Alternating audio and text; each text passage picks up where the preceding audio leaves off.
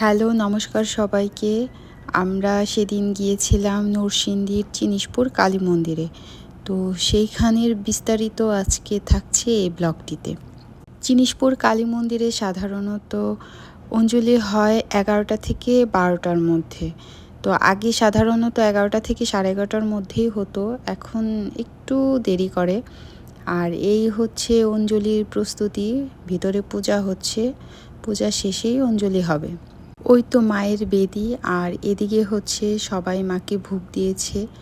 ভোগ দর্শনে নাকি দুর্ভোগ কাটে, যদি আমারও দুর্ভোগ কিছু কাটে। আগে দুবার করে অঞ্জলি হতো, এখন অবশ্য একবারই অঞ্জলি হয়।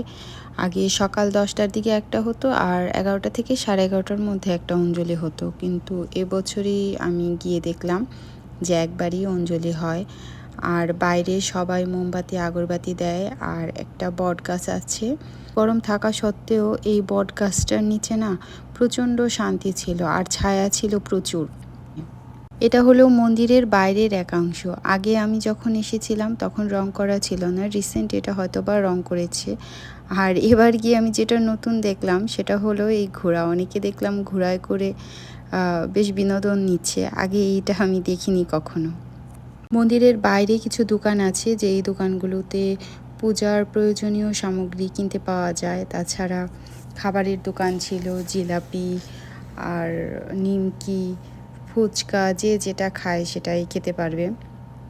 যাই হোক, আমি ভেবেছিলাম চা খেয়ে বেরিয়ে পড়বো, কিন্তু চা খাওয়ার হলো না। আমি বেরিয়ে পড়লাম রাধা গোবিন্দের মন্দিরের উদ্দেশ্যে। এই হলো বরাব মন্দির, রাধা গোবিন্দের মন্দির।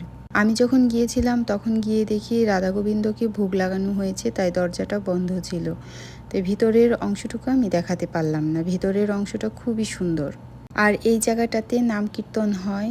আর এই হচ্ছে একাংশ, আর এটা হচ্ছে গেট। আগে একটা গেট ছিল, এখন দুটা গেট। তো গেটের ডিজাইন আমার কাছে বেশ ভালো লেগেছে, বিশেষ করে উপরের সেই নারায়ণী চক্র।